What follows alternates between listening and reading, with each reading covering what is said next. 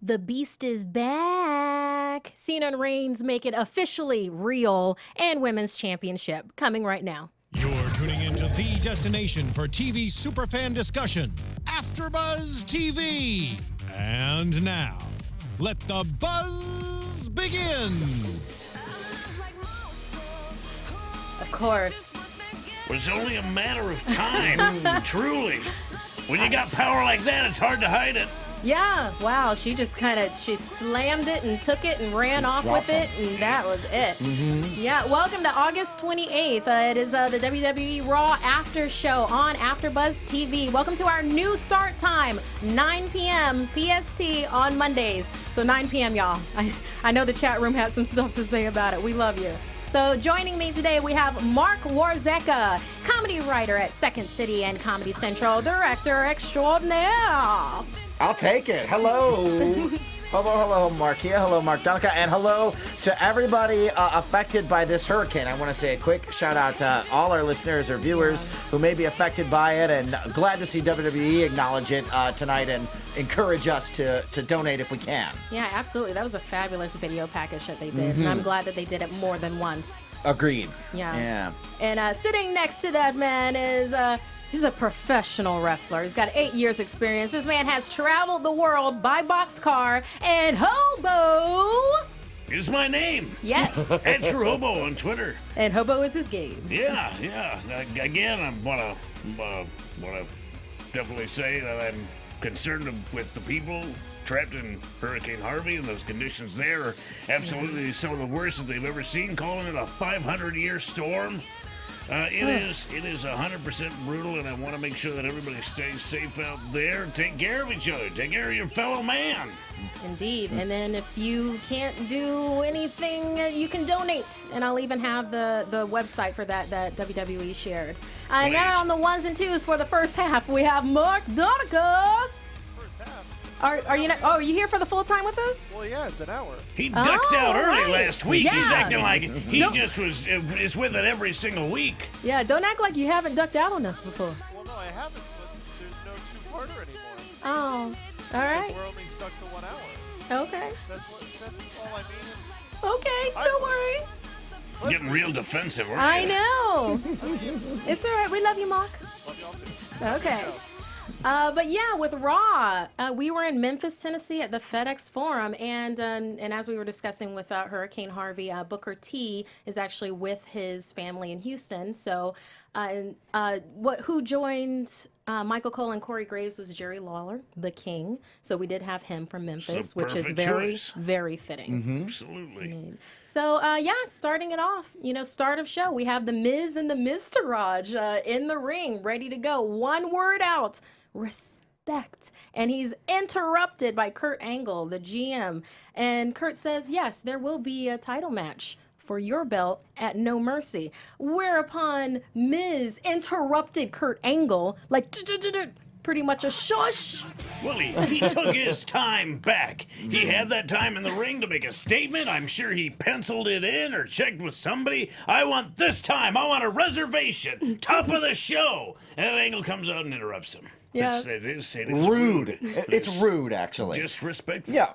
Yeah, so you're saying Miz reclaimed his time. He That's did. right. He Took it did. back. He did He indeed. pulled a Maxine Waters. Yeah, but he did. He was sipping tea and just spitting out truth, where he was saying about how his title had been overshadowed and it should be back into the spotlight. Whereupon, yes, Kurt Angle agreed with him and said, you know what? We're going to have a good old-fashioned battle royale. 15-man battle royale. Sure. I love it. And that's what we start the show with. That's how you start a lot of wrestling shows. A lot of wrestling shows start with a battle royal because in the friction they're contained within, you can spin off so many different matchups, and you have to really pay attention to who eliminates who and how to see what might come down the line in the future.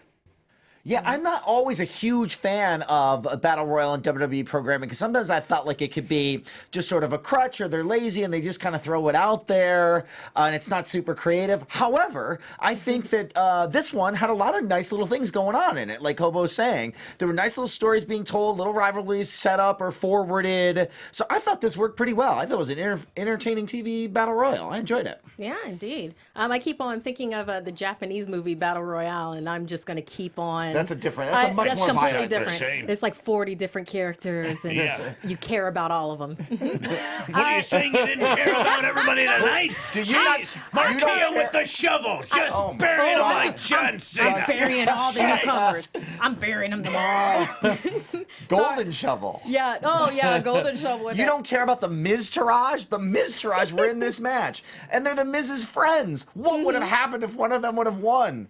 Yeah, well, Could you know have he spelled would have. disaster for the whole Miz. You know he would have made them take a dive. You know he would have. Well, he was saving their butts tonight. He obviously wanted them to win. Yeah, he did want them to There win. may have been a plan in place, Yeah. a contingency plan of if one of you guys happens to win, you do take the finger poke of doom. You Yeah. take the dive. He thought they were going to go down Kevin Nash, Hulk Hogan style. Yeah. There we go. And yeah, for this 15-man, we had a clean-shaven Big Show. Yeah. Out of all things, he was. King Kong Big Woo. Show. Yeah. I thought he looked Yeah. like the spider from Game of Thrones. Just back from negotiating. That a big spider. Right, back from Dorne. Back from Dorne. He's Oh, just fresh man. back from Dorne. Yeah, but first person out was Curtis Hawkins. I mean, Curtis. he just stood in the middle of the ring like, yes, this is mine. And there was a team effort of, no, this is yours. And you're out of the Poor the guy. ring. Poor Yeah. guy. Well, Poor guy. You know, you're always happy to get a moment in that ring, and he owned that moment, and so did everybody else own that moment for him and showed him the door. Yeah. Right over the top into the outside. And then they focused on Big Show. But Big Show is not Kurt Hawkins. No. And he reminded them, get off of me. And so everything kind of fell apart after that, and they were fighting each other for a while. Yeah, I particularly enjoyed when Big Show was using his huge ham-shaped fists to just cave in some chests. Oh, yeah, Yeah. sure. Yeah, but yeah, there were a number of actually, it's interesting how many tag teams that they had like in the ring, and then there was like this tag team effort that was going on, and that was kind of like a theme that happened even later on.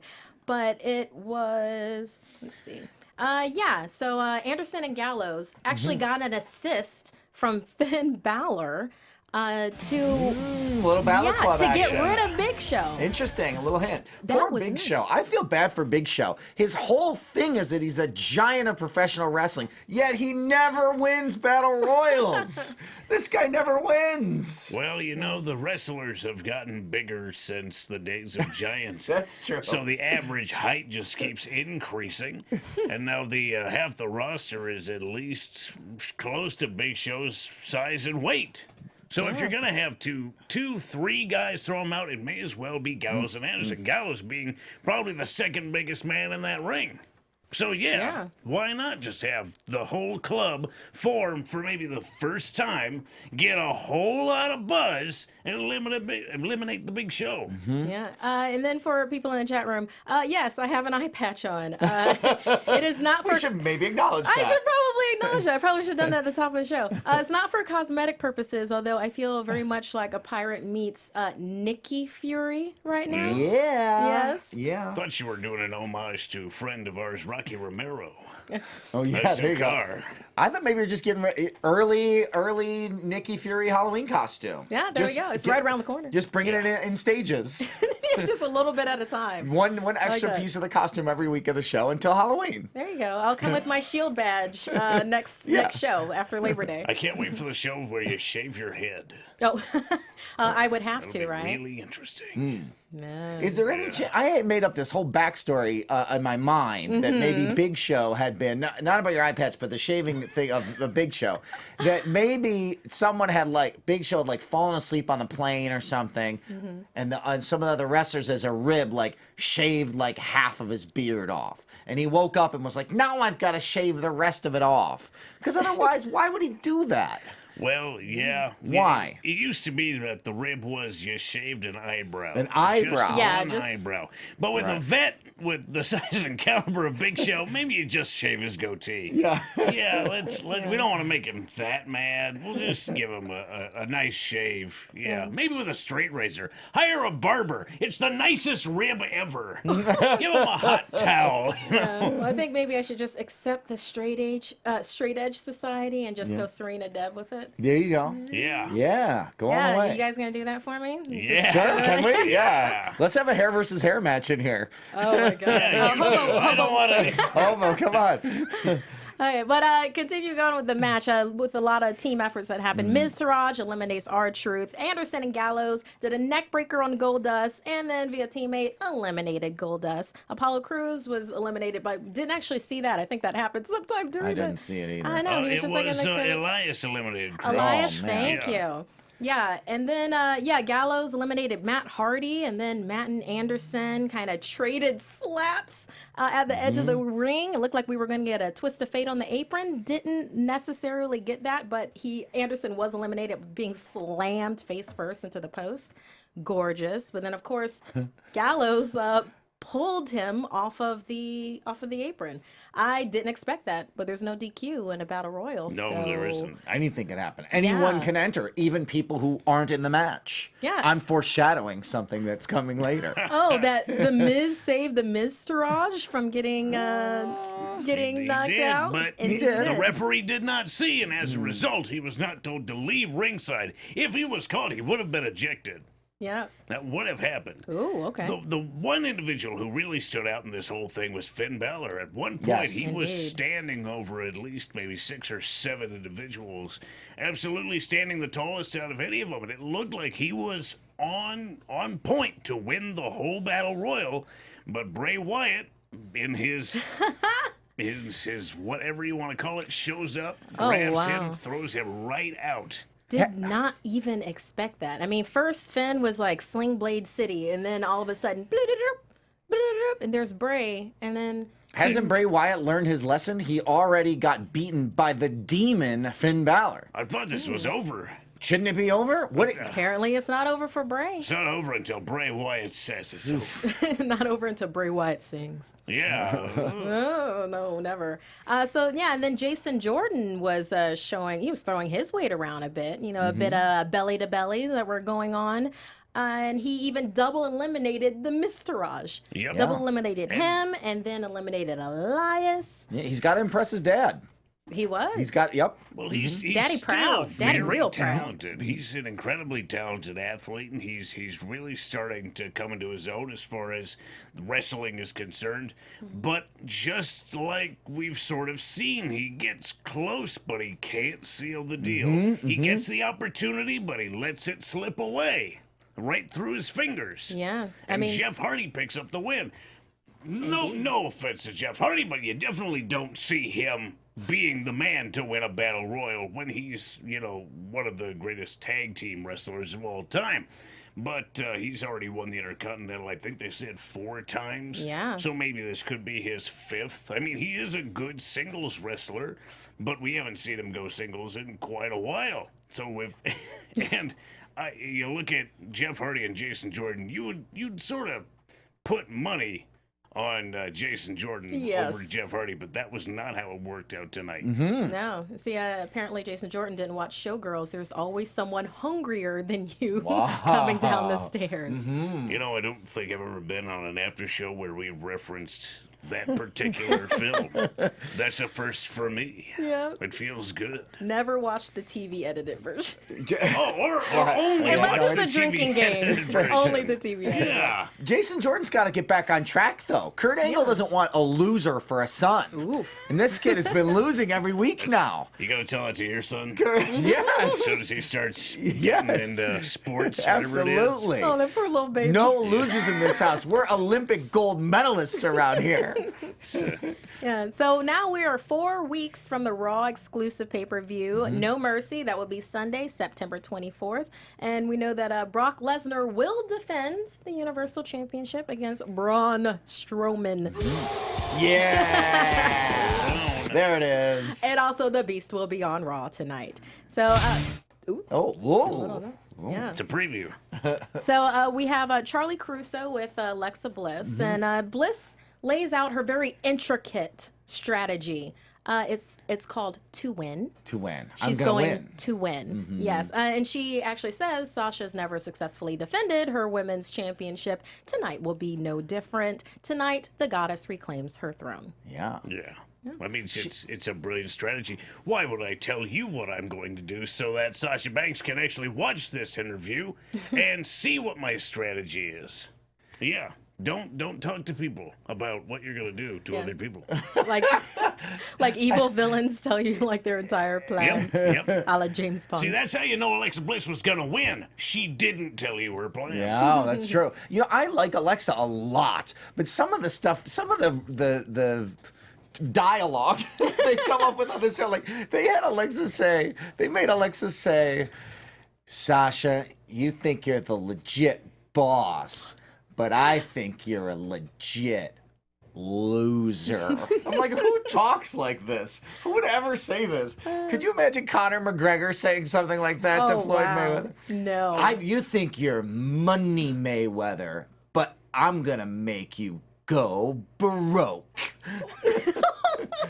That would be about the equivalent of it. I actually liked that. Oh. That was ridiculous. Maybe I should write for WWE. It was absolutely ridiculous, and I liked it. Oh my god. Although the one thing I could say is I could see a cheerleader saying that. Yeah, that type of yeah, I do know what you mean. Because Alexa Bliss literally was and sort of is a cheerleader in style, you can kind of go, okay, that's about where her mind is. She's got some arrested development. She thinks she's in junior high. Yeah. So we find out that Enzo Amore has transitioned over to 205 Live. He's, that was big news on Tuesday. That was really a big big. deal. Yeah. I guess he lost some weight. I don't know. Suddenly he's under 205? No, it's not all of a sudden. There's some guys that are on 205 Live that choose to compete at that level, and there are some guys who don't. And while it can be a difficult transition for a lot of guys, Finn Balor's one of the ones who's, it's no secret, he's under 205. He's a buck 85, buck 90. Right. Yeah, And soaking wet. He's able to actually go with the heavyweights, so they have him work outside of that division. It's not as though if you are under 205, you can only compete with other cruiserweights. There's some leeway, but you have to prove yourself. Yeah, So- like Kalisto. Oh God, that man. Yeah, we could I get love him me in some that. Kalisto. Me too. A lot of talent. But I wouldn't be surprised if Enzo did lose some weight, though, because he's been so devastated since his breakup with Cass. He probably hasn't been eating. His cheeks are a little sunken in. Yeah. I have to admit, he's looking a little Completely gaunt. devastated. He's depressed. He hasn't been Completely. eating. He isn't gloating at all at the top of this match about how Big Cass had, got what he had coming, tearing his ACL and being out for a few months and needed to get surgery. Enzo's first match is versus Noam Dar. He even gives Noam Dar an insulting introduction. Yeah. Called him soft. I wonder if that's going to be a regular thing for him, that he does the ring introduction for his opponents. I'm It not seems mad like it at could that. be. Yeah. Maybe then he's transitioning to 205, and then he's transitioning to ring announcing, and then he's transitioning to referee. I don't know. I imagine he's in a downward spiral at that point. You can be a wrestler. Don't do the introductions for your opponents. That's not exactly something I would say works really well. Because if you do a great job, you'll be doing it way more often. I think after it happened, I think it was Lawler said, like, was that the actual introduction? Yeah, Yeah. It's like, well, I guess that's All right, it. And this he is what's walks out. happening. Okay. Yeah, during the match itself, Noam Dar favored, wrist locks and mocking and hair pulling because, Sure. he was going up against Enzo. And Enzo was using a lot of counters, almost got himself DQ'd, working some body shots in the corner. And to me, Dar seemed almost bored during this match. I don't know, just seeing with that. But I think that Dar, rightfully so, was kind of bored. He's obviously technically superior to Enzo Amore. Enzo Amore doesn't have a reputation as being a fighter at any weight. He's got a mouth, but a mouth is not going to fight your battles for you. So Noam Dar was heavily just in control of this match. He was the man in the driver's seat, but Enzo Amore was able to get a win. I'd call it a flash victory, just because of the fact that there was nothing terribly conclusive about it. He sort of escaped with the win, in my opinion. One good move is not necessarily a good indicator of how you're going to fare against other people, including a champion. Yeah, that's a very good point. Neville was watching this match. Our cruiserweight champion was watching this match. But also, there's no asterisk next to W. So, I mean, Enzo did get this win. And we even got some ramp dancing, mocking, and dabbing on the way out, as Enzo is wont to do. Sure. Yeah, so and then Neville was backstage with Charlie, and he remarked, and I'm trying to do the accent. I'm not going to do the accent. No, try, please. Yes, come on. If that weasel is supposed to be competition for me, then I'm going to be champ forever. Yeah. Forever. Very good. Very good. Yes. How you doing? That's like the worst impression ever. But yes. You just did an impression of Neville doing his impression of Enzo.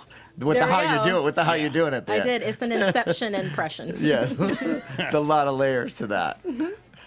And then continuing on with Raw, the Beast is back. So we have Brock Lesnar and Paul Heyman. They walk to the ring. And Heyman's, putting Braun over in the beautiful, masterful way that Heyman does. Talking about how Braun scooped Brock onto his shoulders and slammed into an announcer table. Not once, but twice. And also along with that, he monster handled Brock Lesnar. That I don't believe in monsters, but I believe that Braun Strowman is one. And then there a lot of other epic, Heyman stuff until Brock just grabs the mic from him and goes, what he's trying to say is, Suplex City, B. Mic drop. Yep. He didn't say B. He didn't say B. He went said full the out. word. He went full out. In fact, there was I'm a lot choosing of not to right cursing now. on this Monday Just Night a Raw lot. tonight. Everybody's dropping a B. Were. Everybody's Yeah. dropping a B. Yeah, we're not talking about dropping babies. Ew. Yeah. Gross.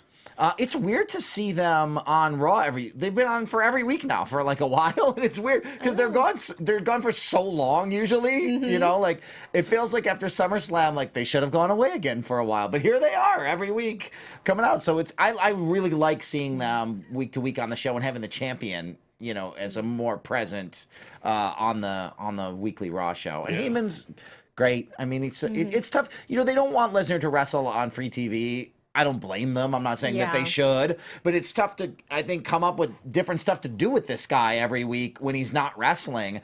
And Heyman is so invaluable because he could just be out there cutting these genius promos that tell the story so well Beautifully. of these matches. And I'm really genuinely excited for the Lesnar Strowman match.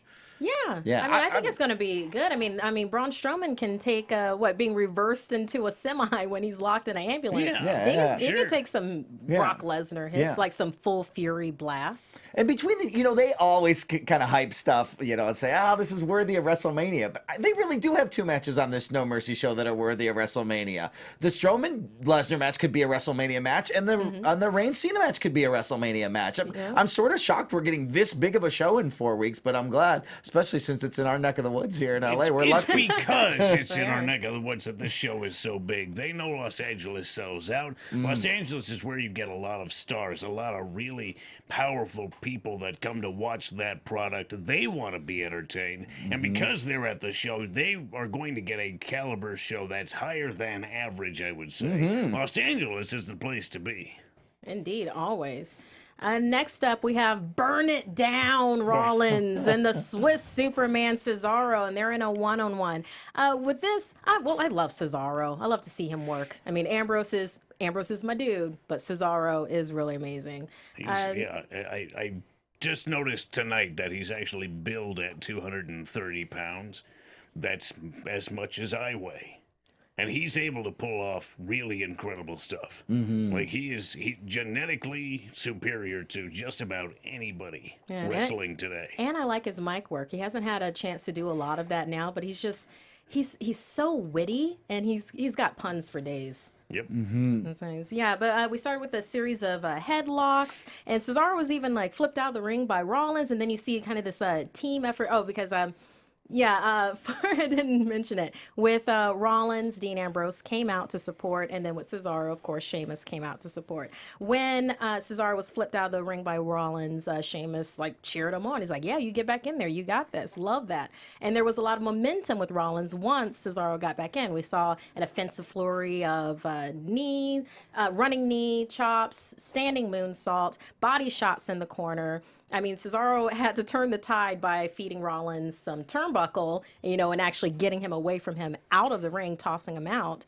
And I liked this when he tossed Rollins out of the ring, and then the ref was distracted. Sheamus started going after Seth, and then Dean Ambrose was like, "No, we're not having this. This is not today. Yeah. This is my guy." And I like that. There was a lot of little They're tag. friends now. Yeah, they're buds. I'm going to protect my friend. Well, you got the belts. You're going to protect the belts. Friendship's great, but gold is better. So we saw a gorgeous tilt-a-whirl backbreaker by Cesaro, power lift, power leg drops, series of clothesline. I mean, Cesaro was really owning this. And one of my favorite parts was when, Sheamus and Dean were on the outside. And Rollins was distracted, and Cesaro capitalized on that with that massive uppercut. This is right near the end of the match, and then pinned Rollins for the win. I loved how seamless that was to me. I mean, what do y'all think about the match? I thought it was really good. I wasn't quite exactly sure what to expect with perhaps a win or loss. Seeing Rollins actually get pinned was interesting, considering nobody directly interfered with the match. Sheamus tried, but then Ambrose, being the neutralizer, quickly sort of put out that fire, but it still was enough of a distraction for Cesaro to get another, what I would call, flash victory. He's able to hit that uppercut and do a tight roll-up and put his feet by his ears, and it's almost impossible to get out when there's that much weight in that position on the human body. It's really hard to get out. So that's how you really secure a win and a pin. If you want somebody down, you got to push him all the way. That's what Cesaro did. It's what he wanted, was the victory, and he got it tonight. When you called him "burn it down," Seth Rollins, it reminded me. Did you guys see this quote from a Rollins interview he did this week that they added the "burn it down" to his theme song because Vince McMahon didn't like that pause in the music? Really? Yeah, that's what Rollins said. Yeah, because you know how it went. That makes a lot of sense to Yeah, me. it really went does. like this is my impression of Rollins music. So it went like pause.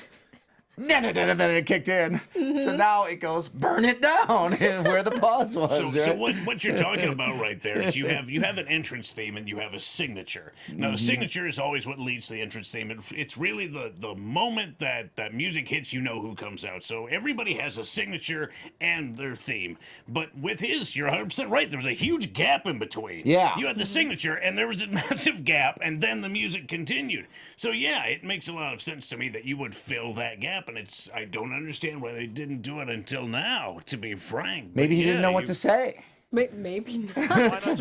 Why not just start the music at the break, before the break, so that it starts with a bit.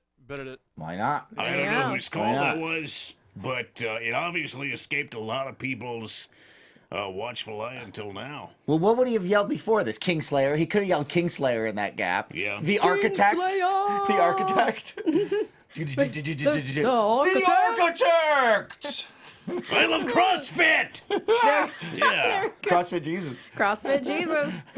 And so after the match, we thought it was over. It wasn't over. We get a bonus match because Sheamus gets on the mic, mocks them, say, "Oh, no. Before you run off back to the locker room with your tail between your legs, we's about to go." So then we have a match with Sheamus versus Everyone Dean was Ambrose. very confused. Yeah, it's like, Everybody on commentary was like, are we gonna, we're doing it. We're doing it. We're having a match, everybody. like, this is a thing. This is happening now. This is a thing that we get. Okay, all right. We didn't get that on our paperwork, but that's fine. And here we are. Be like, okay, we got it. News at 11. Yeah. So well, like I already said, Ambrose is my dude. So I really enjoyed this. I like that stretch muffler submission. That was like Oh. Sheamus. It hurts. It's like no one ever asked him if he lifts because he lifts. I mean, the stretch muffler is a really good submission. Generally, you bend the guy backwards as to apply more pressure, but I never thought about just standing straight up with it and letting the guy dangle and use his own weight to tear apart his knee joint. But hey, that works too. Sure, just hang out there for a while. God, I wish I was taller so I could pull stuff off like that. But I'm not, so I can't. Oh, man. Well, and it would have worked if, Dean Ambrose wasn't powered by his lunatic fringe and then also by that core strength where he inched his way up to then start clobbering time onto Sheamus's head. But then Sheamus turned it into a powerbomb, so that wasn't really a great idea, was it? Yeah, and then right after that got locked into a cloverleaf, so who's winning here? A lot of work on the legs and the lower back, and it came to bite him at one point. He tried to go to suplex Sheamus. Dean Ambrose did it. It was not something he was able to do because of all of the damage he sustained on his back. He just couldn't even put his heels down to pull his weight over. It was impossible. Yeah, what'd you think about this fight, Mark? I mean, I thought both the matches were good. I don't know why these guys, well, I'm talking about Cesaro and Sheamus here, why don't they get their rematch? Why are they having to wrestle these guys in singles matches right now? Don't they get an automatic rematch after their loss at SummerSlam? Well, maybe they're saving it. Right. They're No. This is measured. This is absolutely a choice on their part. What they're doing is breaking down their opponents.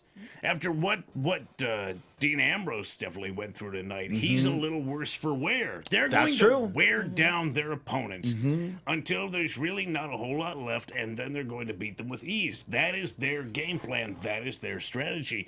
Even overall, in the ring, that is their strategy. We are going to match you at your best. We're going to put you down, and then we're going to beat you with ease. That is literally what they do. And you see it really, it's a battle of styles. Cesaro and Sheamus really do have complementary styles. Yes, and when you see two singles matches with two different partners of a tag team, you get to see the different styles that they bring to the table. And Cesaro and Sheamus are more or less the same. They're big, they're strong, but Rollins and Ambrose, they have two completely different styles. They may be similar height and weight, but the way they approach their opponents is completely different.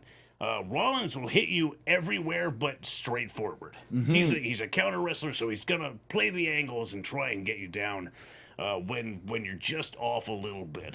But Ambrose, he comes straight at you 100% every time. It doesn't matter how big you are. It doesn't matter what sort of leverage you have. He's coming straight at you 100% of the time. So those two different ideologies about the best way to actually take on an individual meshed, create a really interesting play in the ring, and that's really how they won the championships, was a mesh of two different styles to get something that was completely different than their opponents, who are sort of the same note. Yeah. And then speaking of that, like jumping off of your point with that Rollins will get you if you're slightly off beat, that's actually how they ended up winning. I mean, Rollins pulls Cesaro off the apron while the ref is distracted by Cesaro. Rollins runs around, like leaps off of the top rope onto Sheamus, and then uses that momentum to then suicide dive. It looked like a suicide dive straight through the rope. He jumped in and hit Sheamus with the knee, dove out onto Cesaro, and allowed Dean to hit the DDT. And that was it. That was the win, and it was a double team finish in a singles match. But because the referee was distracted, there you go. No one knew. It simply looked to the referee like Rollins had rolled in to avoid Cesaro, but then dove right out onto him. Like no, Rollins was a busy boy. Certainly was. So and then so we have a win for Cesaro and a win for Ambrose, and that's how it ended. Evened out. Yeah, it did. I think 50-50, as some might say. They were 50-50 going into the championship match where Rollins and Ambrose won. They really were. So now it's still 50-50. They could win it back. The Bar could win back the championships. And then go to Burger King and celebrate. Yeah. There you go. Burger King raises the bar.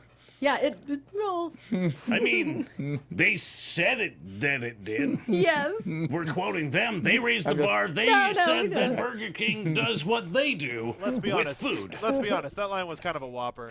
Hey! Oh. You guys. Boo. So Mickey and James are in the locker room. Mickey and James. Mickey and James. Mickey and James, Mickey yeah. and James. Yes. Mickey and James and M and Ma. I never. Yes. Yeah. Sure. Mickey James and Emma are in the locker room. Emma's gloating that Twitter blew up after her match with Nia Jax. And Mickey James like, well, yes, it did because hashtag Emma, give Emma CPR. So that's why it did. And then Emma starts her whole song and dance about, I started the women's revolution. You should thank me for it. And Mickey's like, girl, no. And you're going to stop saying that. In fact, we're about to do a match. I win. You stop saying that forever and ever. You win. I will hashtag out anything that you tell me to say. I will tweet that hashtag out. And she's like, oh, okay, well, hashtag Mickey is mean. But yeah, so we're going to have a match between the two of them. But right before that, we do have that beautiful video package with Hurricane Harvey. And I believe it was a category 4. Yes. Yeah, it went up Yeah. to 4 and then got reduced, but it still ended up just major. being completely Yeah. brutal. But if you want to donate, the website is ghcf.org/hurricane-relief, and that's to donate to Harvey victims. So, Yeah, and kudos again. We said at the beginning, but to WWE for turning around that video package so quickly, getting so many of the superstars in that thing, and also, like you mentioned, Markeia, like airing it throughout the show. Yes, You know, yes, like they it did. wasn't just a one-time thing. It aired throughout the show, which I think is great of them. Yeah, it shows a social conscience and a social responsibility. Yeah. So I very much appreciate that. So now we have Mickey James versus Emma, and Emma has some new music. Did you notice that? No. Nope. Yeah, she has. I mean, I new believe music. you, but I didn't notice Yeah, it. I wasn't able to piece out what it was. It had a whole lot of lyrics. There was a woman singing. In any case, so It's probably just references to millennial social media stuff. Maybe. I That's kinda- basically what her character is, right? It was probably I just guess like so. Snapchat, Instagram, hashtag stuff. that was the song. Did you That think was that's the how it song went? Is that how it exactly. went? That Yes. was it. That was exactly the song. But yeah, she gets the upper hand with an arm bar against Mickey James. But then Mickey James is Mickey James. So she basically handed Emma her butt, and we had the fantastic high kick. Oh my God, I love that. But to continue with the theme of the night of Flash victories, Emma won. Yeah, flash Yep. victory. Yeah. Just grabbing those legs and putting all her weight forward. Mickey was trapped, couldn't go anywhere. I mean, Sunset Flip really only works when you have a really good grip on the hips of your opponent to drive them backwards. And if that grip slips and you're left basically with your back on the mat, you're completely exposed. You have nowhere to go. And so Emma saw this, and using what instincts she has, was able to get the victory. Because you can't say it was veteran instincts. Mickey James took her to school tonight. I Yes, mean, she did. She had 100% of the offense. Yep. Emma didn't have anything. It was almost brutal to watch. Mickey James almost didn't want to be there. She just saw her going, come on, you suck. Why am I even here? I have a feeling Mickey's going to get a rematch next week. You think Mickey's I gonna- do. I have an Yeah? opportunity to avenge her flash loss. Yeah. And then she'll just do a few high kicks and then just kind of sit on Emma and then like text on Emma's Twitter. Take a picture of the two of them right there and then text on it. So yeah, and then afterwards Emma grabs the mic and just continuously says over and over, I started the women's revolution. And that's She yeah. has made that point. yes. I made that think I point. think she believes that she started the women's Yes, revolution. we I'm actually pretty definitely- certain. it's definitely clear that that's her Yeah, opinion. that's her thing. That really is. She didn't have anything else to say. Yeah. That was Yeah. the entirety of her message, repeated over and over again to oblivion. And it doesn't make it any more true. That is Nope. true. But what is true was damn true is that Kurt Angle was in the ring to make Reigns and Cena's match for No Mercy official. Wow. So this segment, I know that there's a number of people that watch our show and then they'll watch our show and then not actually Raw because, you know, Raw's like 3 hours long. And Hey, I wouldn't watch it either if I were you. I recommend watching this segment. I recommend watching Roman Reigns and John Cena go to town on each other. I mean, they make it real. Yeah. They went there. Every once in a while, we get on Raw, we get a really newsworthy segment that you know is going to be something people are going to be talking about for a while. It's a memorable segment. And I think this was one of those segments. You know, definitely, you know, online, I know this was sort of blowing up everywhere. And I'm not surprised. I think this was a newsworthy segment for sure. Those guys captured some of the, I think they were going for some of that sort of shoot style flavor that The Rock and Cena had when they were building their matches, where they really hit each other hard with some quote unquote real life personal stuff to help, you know, kickstart that rivalry or take it to a next level. Right. So I think that's what those guys, if they wanted to get people talking, I think this segment is going to have been is a big success for that. Yeah. I'm hyped for this match. I'll be honest. After what we saw truly with the boxing match of last weekend and all of the press conferences that they had leading up to that and how each one of them was able to make mainstream news, it doesn't surprise me at all that they would try, them being Reigns and Cena, would try to mirror that a little bit and try and get their own press and their own buzz out of it, because they are two of the biggest icons in professional wrestling, sports entertainment, and they could easily get as many eyes on them as Mayweather or McGregor. So why not just push the boundaries? And they did. They made it personal. They did. They made it kinda personal, ugly. and they made it real. It got really real real quick. But I mean, you see the differences in that ring, on the mic. John, well, even as a professional in that ring, John is comfortable. There is nobody more comfortable with who they are and what they bring to the table than John Cena. Yeah, he was in his element. He just stands there. He loves it, soaks it up. And Roman Reigns, unfortunately, is not there. He's still a little bit, in comparison to John Cena, he's still green. He's still learning. He's still trying to get comfortable in that ring. And as it just happened, he slipped a little bit. He lost his train of thought, his slip of the tongue, and John was all over him. That the whole experience of the contract signing was a match in itself. yes, You saw the veteran completely owning the night, and this young upstart try and gain a little bit of ground, and he slips, and the veteran is just all over him like 100%. But then out of nowhere, this kid finds a little bit of ground, and he starts to gain on the veteran, and all of a sudden it's a little bit more of an even match. This was a wrestling match. I think that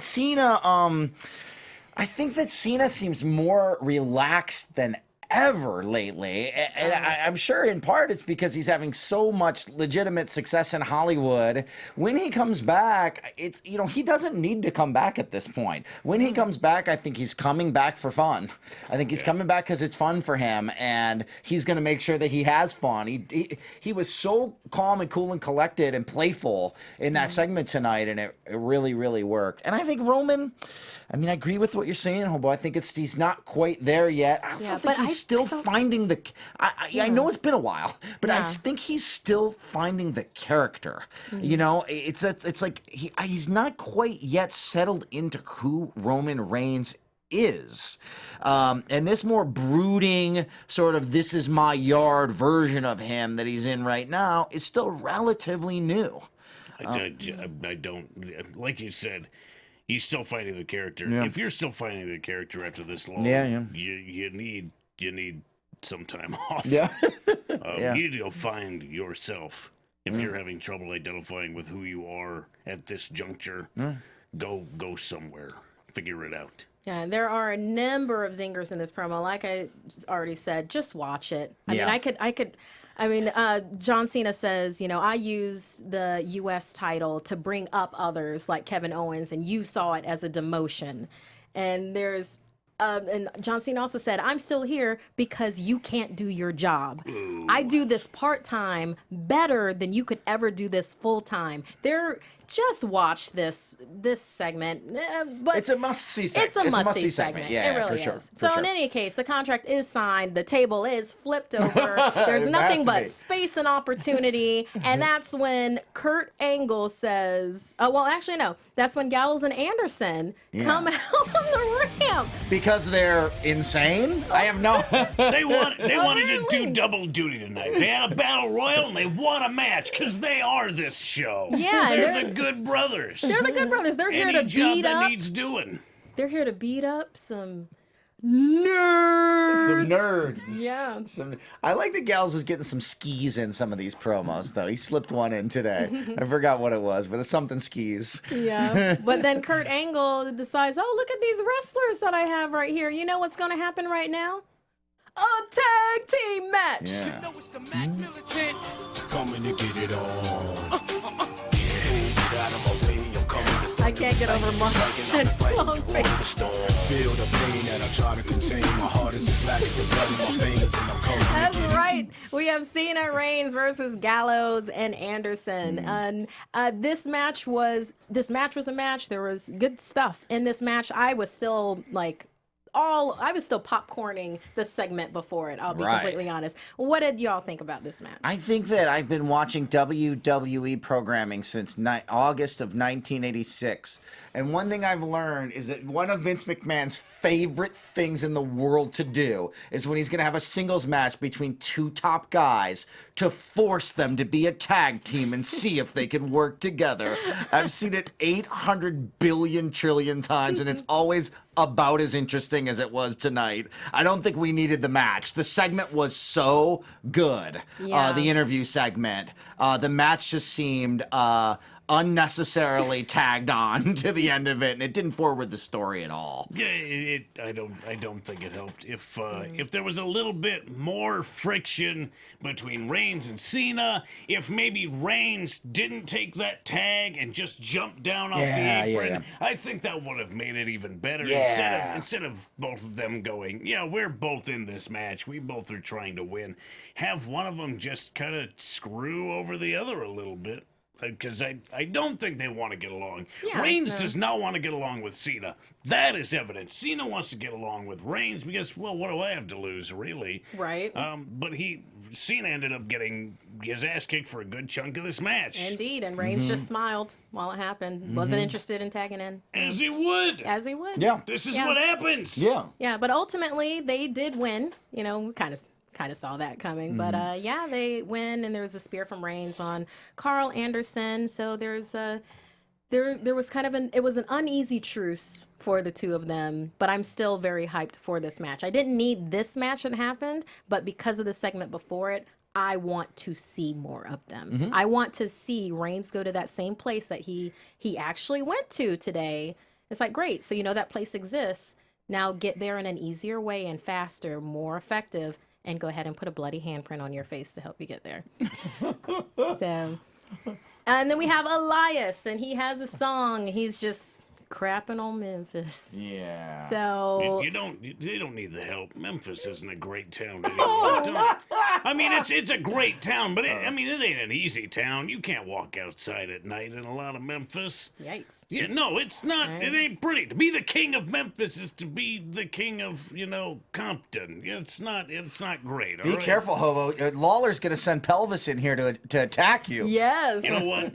The king sends. After seeing what Pelvis can do, I think I can take Pelvis You definitely can take Pelvis. with ease. But they're speaking of the king. Lawler comes out and he brings with him Pelvis Wesley. This was Heath Slater, right? Yes. No, Yeah. no. Oh, Pelvis I'm sorry. It was Wesley. Pelvis Wesley. Yeah. That's right. That's right. It totally was. Southpaw Yes. Wrestling. Well- There we go. Pelvis Wesley. Southpaw Wrestling. I am, as a huge fan of Southpaw, I've always figured it's inevitable that some of these Southpaw characters end up on Raw eventually, and give me a Butcher's, give me a big Bartholomew. This They was were Memphis. this They was needed not a king. exactly what I was hoping for. It was fitting. You have Elvis dancing and trying to get Elias to dance, and Elias is like, yeah, I'll dance these kicks all over your body. And that was the end of that segment.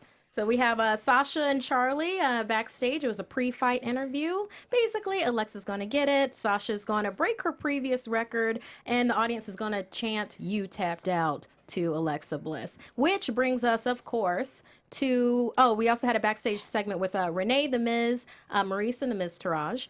And it was basically Miz lamenting that one match can equal a contendership, what's going on. And Renee's like, well, didn't he beat like 14 guys to, get this chance?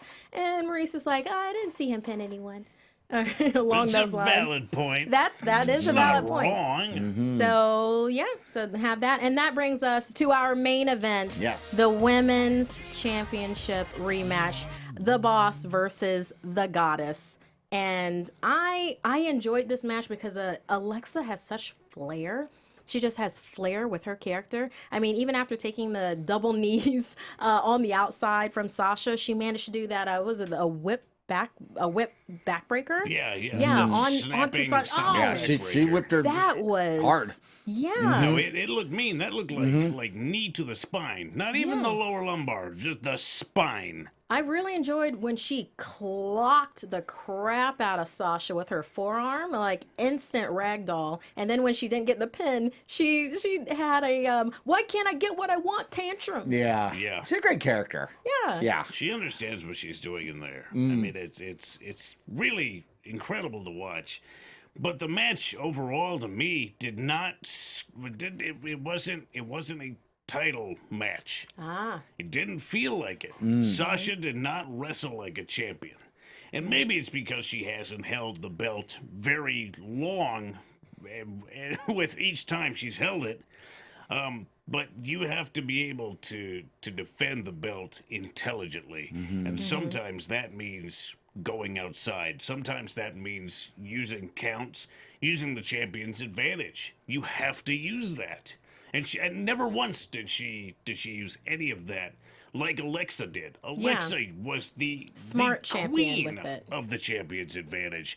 But Sasha never gave that back to her at all. Here was her opportunity to get Alexa back for using all of the champion's advantage that she possibly could. She didn't take advantage of it. And that really disappointed me. She should have met her on her level. Made Alexa sweat. Made Alexa work a little bit harder to try and get her championship back by exercising the advantage. And it just never happened. Maybe deep down in her heart, she wanted to continue her streak of never successfully defending her title. Well, she definitely won that. Yeah. As it is. What was this, the Winner. third time then, or the fourth? Fourth. Fourth. What a weird record to have. I know. I've won the title 4 times and never successfully defended it. Yeah, I love the suplex from the top rope that Bliss did Yeah, that was onto cool. Sasha. That was great. And then when Sasha locked in the bank statement and Bliss got on the rope and snapped DDT'd for the win. I mean, I was feeling Bliss, but yes, it is an absolute excellent point. Sasha does not wrestle intelligently as a champion. And she didn't cheat to win in any way. Alexa didn't. Which is sort of a surprise, right? Somehow worse. Yeah, boom, DDT, and just, yeah, it is. I mean, she planted her for that DDT. Yeah, she nailed her with no it. escape. Yeah. And then 1, 2, 3, clean in the middle. Yeah, there it was. And she got a goddess's welcome from Nia Jax. Yeah. Nia Jax rushed and, well, she kind of stomped on Sasha a little Yeah, bit. So, she because splashed her. as one is wont to do. And then held the new queen up high, this new champion, our new women, and then Samoan drop out of nowhere. Yeah. Evolution style. And they That even... reminded me of the thumbs down. Remember the Evolution thumbs down? No one will ever forget. Oh, nice. That was Evolution move. And they even did a replay of it where you saw Nia Jax's face change, where it's like, yes, I'm happy to. Nope, this will not stand. Yeah. Yeah. Alexa had no clue. Because you can't see her face. You can't see the face of the person who's holding you. So she's just up there having a great time, enjoying being Miss Elizabeth to Naya's Macho Man. And electric chair. You're dead now. Yeah, it's kind of like if Morgan Freeman had crashed the car while he was driving Miss Daisy. And it was Yeah. like, yeah, I never, Right. never see it coming. He puts on the seatbelt and just speeds up.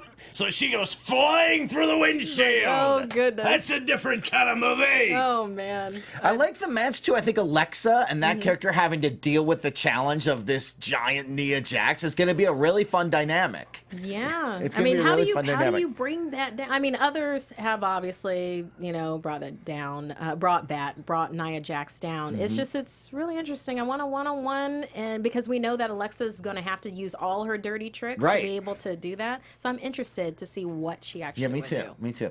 No Samoa Joe. No Braun Strowman Yeah. tonight. No Joe, no Braun. And I'm not sure what's up with that. I think it'd be interesting if they just didn't have everybody on the show all the time. Maybe it's strictly an artistic decision, and if so, I would applaud it. I don't think we have to see everybody every week. No. It was especially nice to not have Braun there, and Brock could just be out there with Heyman, have their promo time, and then Braun returns next week and does something.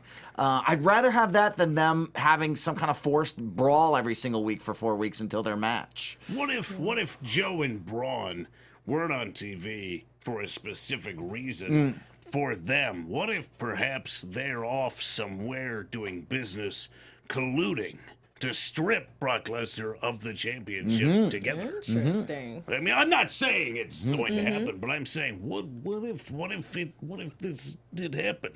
Yeah. What if it could happen? Or I wouldn't be mad at it. yeah. Yeah. Well, that does bring us to the end of Raw. I mean, Marc Warzecha, put yourself over. Yeah, well, you know what? Well, all my social is at Marc Warzecha, MarcWarzecha, and I am back guesting on Ringside Pop this week. Nice. Dale show. It's a really fun. Our friend Dale Rutledge hosts the show with Marty Elias, a former WWE referee who works currently on Glow and at Lucha Underground, and the three of us had a lot of fun. We did a whole episode of Ringside Pop here on AfterBuzz, talking all about wrestlers who've transitioned to Hollywood and the path of those guys. So it was really fun. Special interview with the Bellas. It's a cool show, so check it out. It's on YouTube, it's on iTunes, it's on everything. Ringside Pop. All right. And Hobo. I'm at True Hobo on the Twitter and the Instagram. Let's see, nxteam.spreadshirt.com is where you can get my shirt and others. That leads me to the NXT After Show. That's on Wednesdays at 6 o'clock, right after NXT itself airs. And, Mark Donica, put yourself over. You can find me on Twitter at Marc Warzecha. Make sure to follow all of our wrestling programming here. Follow this show, our Tuesday Night SmackDown, us on NXT on Wednesdays. This week on X-Pac 12360, we have in studio Stone Cold Steve What? Austin. Oh, hell yeah. Make sure Nice. it is our 52nd episode, so we're coming up on the 1 year anniversary. Make sure to tune in. It's going to be something you won't miss.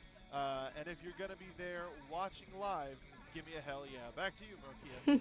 And you can follow me on Twitter and Instagram at Markeia McCarty. That's MarkeiaMcCarty. And if you love wrestling and you love the Mae Young Classic, the first 4 episodes were just dropped today. I will be part of the after show, and that will be on AfterBuzz TV Wednesday at 7. We will be covering the bracketology special and the first 4 eps, and then join us the following Wednesday for 5 through 8, and then join us that next Wednesday as we cover the finale for that. And then if you love nerdiness in all its forms, please join me on Marvel Movie News, and that is on our sister network, Popcorn Talk, and that will be Tuesdays at 2:30, so see you then. Thanks for joining us tonight, y'all. Bye-bye. From executive producers Maria Menounos, Kevin Undergaro, Phil Svitek, and the entire AfterBuzz TV staff, we would like to thank you for listening to the AfterBuzz TV network.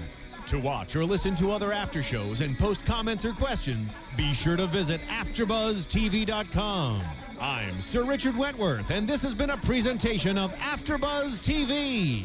Buzz you later. The views expressed herein are those of the hosts only and do not necessarily reflect the views of AfterBuzz TV or its owners or principals.